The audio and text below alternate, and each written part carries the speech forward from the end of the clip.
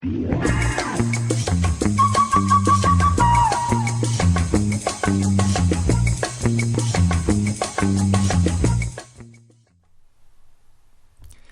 you're going to buy a new car?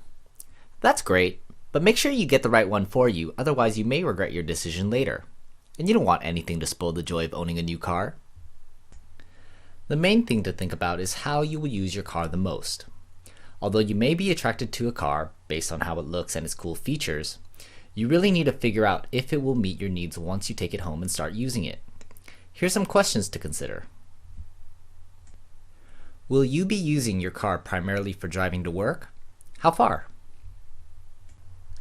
If you commute frequently for long distances, look for a car that gets good mileage, typically 20 to 25% miles per gallon in the city or more. Otherwise, you could wind up spending a lot of gas every year. As a general rule, fuel-efficient cars tend to be smaller in size with 4-cylinder engines or hybrid systems. Caution: think carefully before you invest in a hybrid car. Sometimes, the extra cost of buying a hybrid version outweighs the fuel savings of buying a comparable gas-powered version. You generally have to drive a lot of miles over the life of your hybrid to make up for the extra cost of buying it. Will many passengers be traveling with you frequently? How many?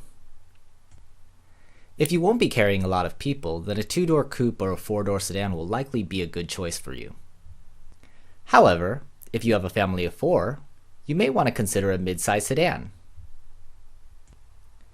For a larger family, consider a crossover, which is a cross between a car and an SUV. They look like tall station wagons. If you have a really large family, some SUVs and minivans come with optional third-row seating, which allows you to carry a family of up to 7 or 8. Will you be carrying lots of groceries and other cargo?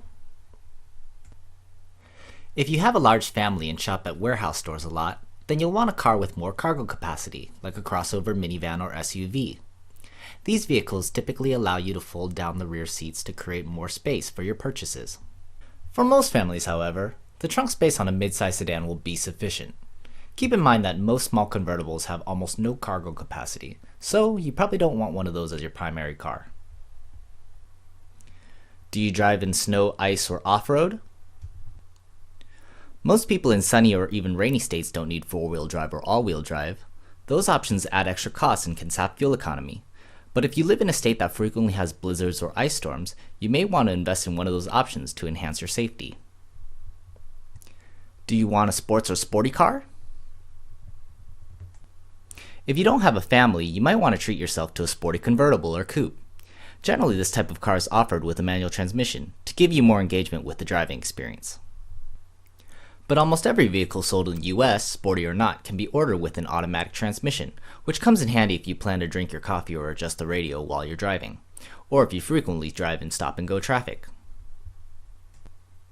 Will you be doing any towing? If you own a boat or trailer that you need to tow, then be sure to buy an SUV or truck that has sufficient towing capacity. When you answer these questions, think carefully about how frequently you do each thing. If it's infrequent, then you don't want to overbuy on your car purchase. It'll be cheaper just to rent the right vehicle when you need it. For example, if you go on ski trips once a year, then you probably don't need to buy a car with 4-wheel drive. You can just rent one for the week. Or if you make infrequent trips to the home improvement store, then you don't need to buy a full-size pickup truck. Just rent one. So when you're ready to start exploring the new cars that are available, NewCars.com has this really cool tool called the Car Chooser, which helps you see what new cars fit your needs. Check it out.